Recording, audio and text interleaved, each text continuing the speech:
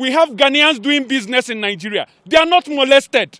We are not saying Nigerians should spoil or break laws of nations. I would never condone criminality. I would never condone anything that is bad.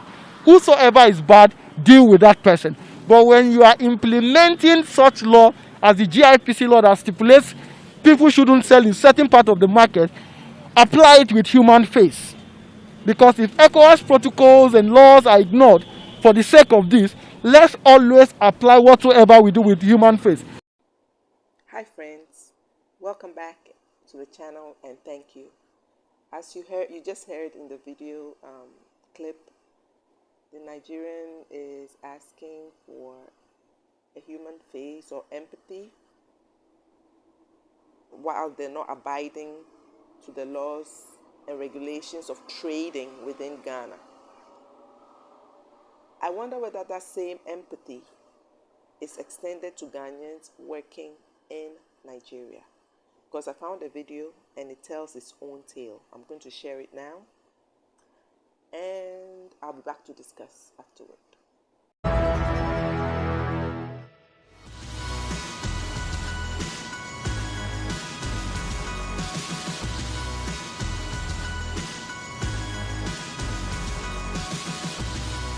The first time I was here to locate the Ghanaian cane weaving community, a Nigerian told me point blank that these Ghanaians will steal my money.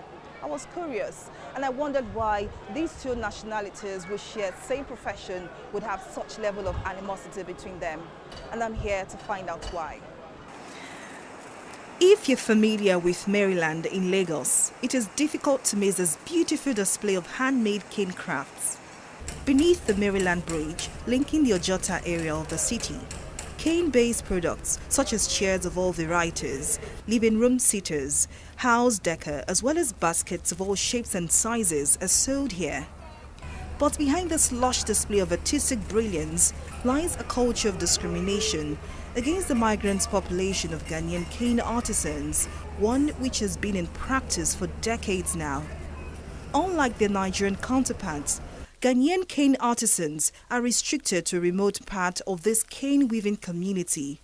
So what is the genesis of this unfair practice and why has it been perpetrated for so long? To find out, we paid a visit to Monkey Village, just behind the Maryland cane weaving community where the Ghanaian cane weavers live and work.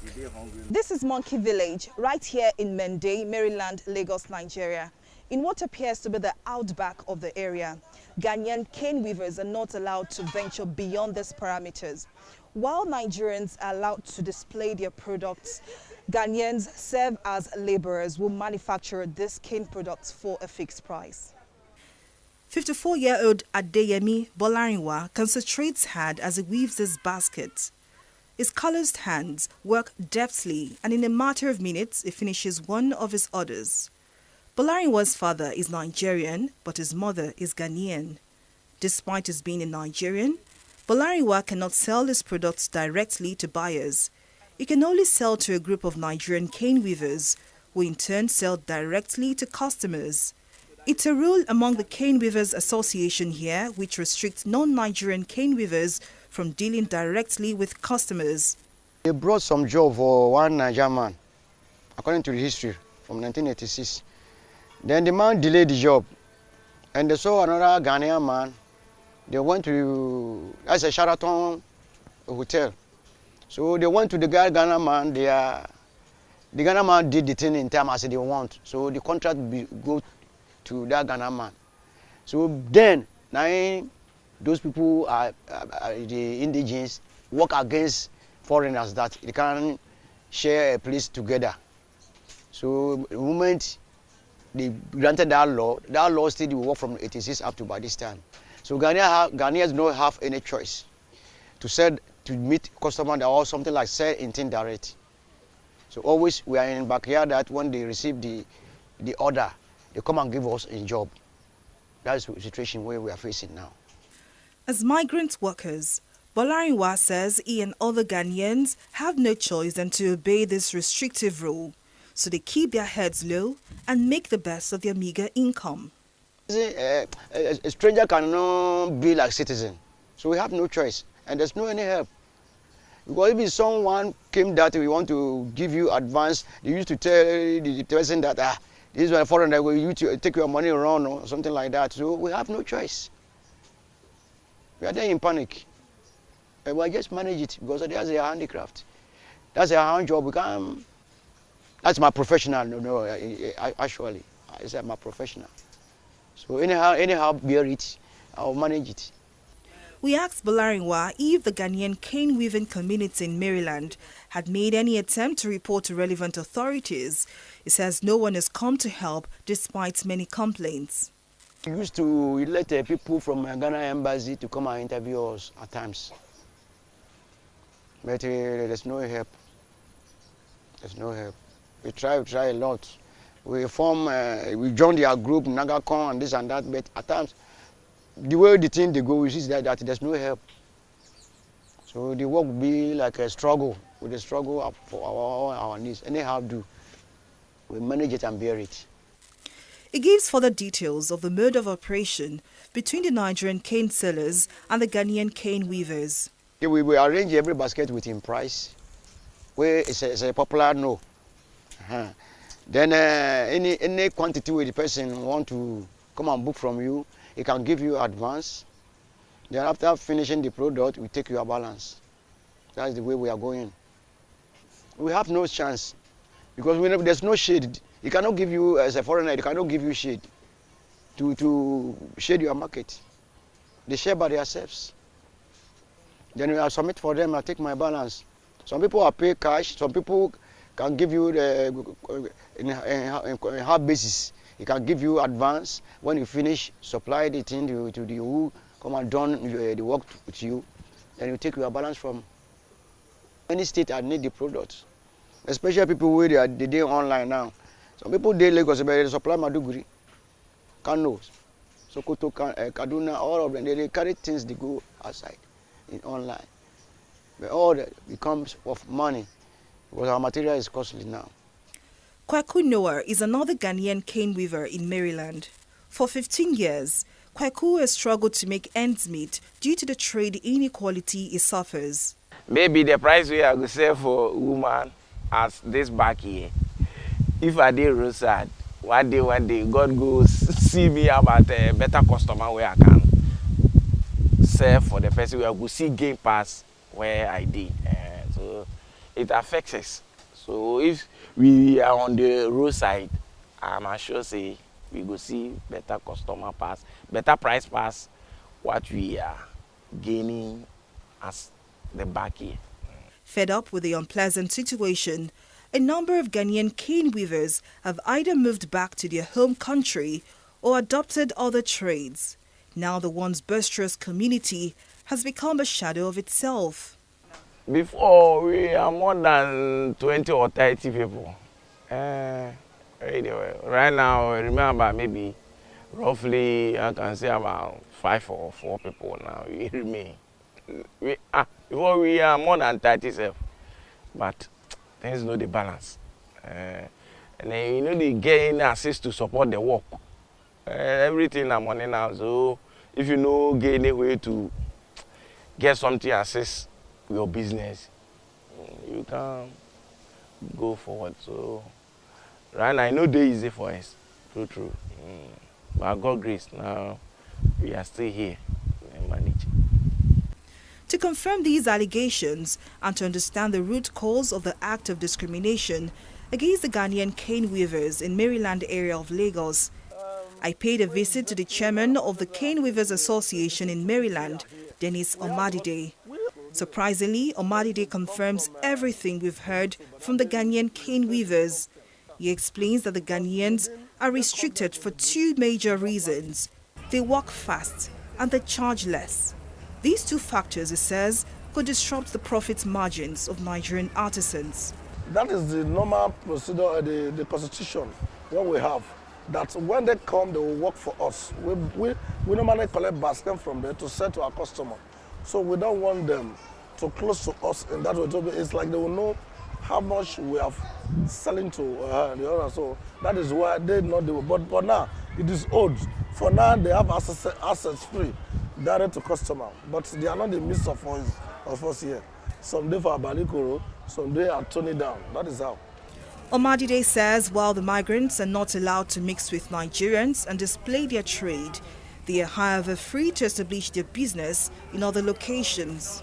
The union, based on a number, that itself will give them the opportunity to have a union too.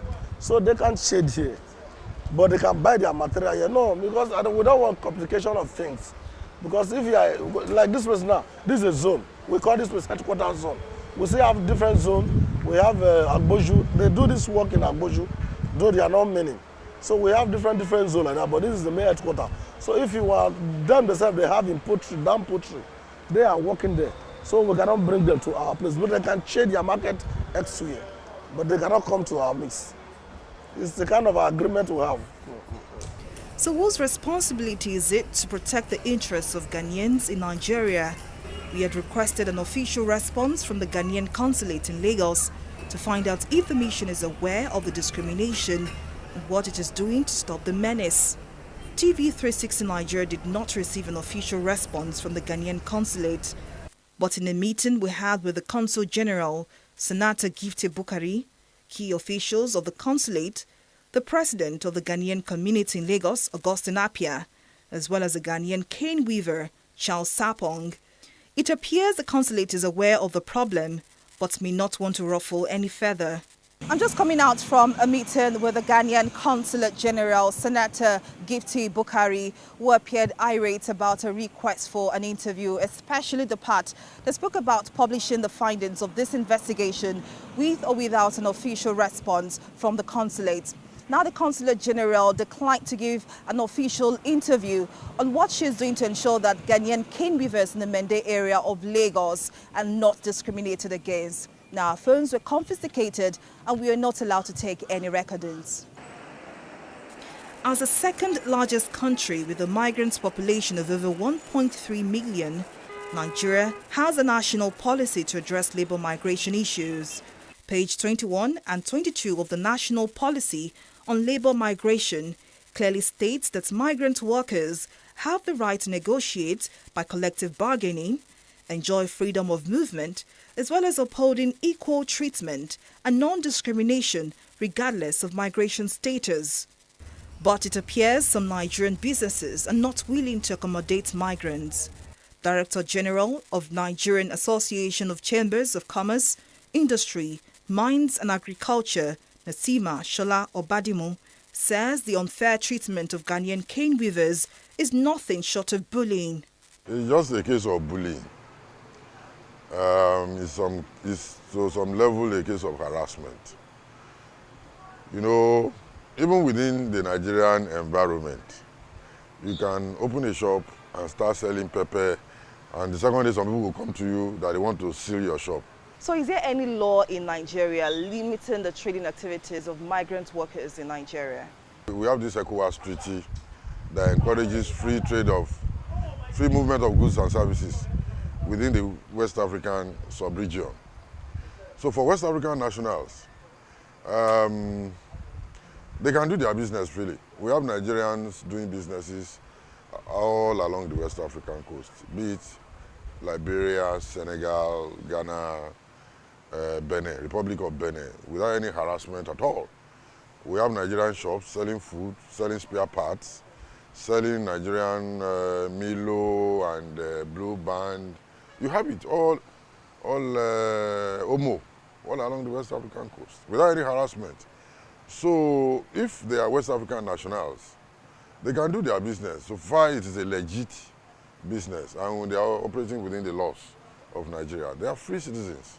Slariwa and Kweku may have resigned to fate and lost all hope of ever competing fairly with their Nigerian counterparts, but these talented cane weavers hold on to the dream of returning to their homeland someday, where they can live and work freely without fear or discrimination. Folashade Ogrinde, TV360 News. Yes, do come back, sons of Ghana, because this is just beyond, it's horrible. Meanwhile, keyboard Nigerian warriors, Please tell me, because you keep commenting, oh, go to Nigeria, you see Ghanaians walking around freely, no one is bothering them. Yeah, pushing them away from the roadside where their customers cannot find them. Is walking around and being free in Nigeria, right? Please do explain in the comment section. Because karma is real. So when you're experiencing things in different countries, remember the seeds that you've sown in your own country. That's the reason sometimes. What I'm trying to say here is, I am not saying it is right for a Nigerian to trade here in Ghana without complying with the laws of the nation. They must comply with the laws of the nation. Majority have complied and still complying more. But what about those that have not complied? These are people, these hustlers, these people that has no money to get that level of compliance. Yes, but how is your leadership supporting those people to be able to We are comply? supporting some of these people also have resident permit from our companies. Some of these people have working permit from our companies. Many Nigerians that own companies here also, support them by getting them working permit and establishing business for them. Remember that most of us here, we import goods, we have larger businesses that we also need people to support for selling of those goods. We also employ them. Many Nigerians are also employed here, even under Ghanaian companies. Ghanaian companies also employ Nigerians by getting them resident permit and all that. So what I'm saying here is, it's not all Nigerians that live here that are not complying to the laws of the land. But what about these hustlers? I'm not saying that it is right, but I'm saying, please, to the nation, to Guta, to traders, to Ghanaian traders, let us see the best we can to accommodate these people. And that says it all, folks. This self-acclaimed, egotistical, fake Igbo so-called king equates illegality to hustling. That tells us all we need to know about him. He's a hustler. He is a hustler and really needs to be watched. Thanks so much, all of you, for coming back and watching. Please do subscribe, like, comment, and I'll catch you in the next video.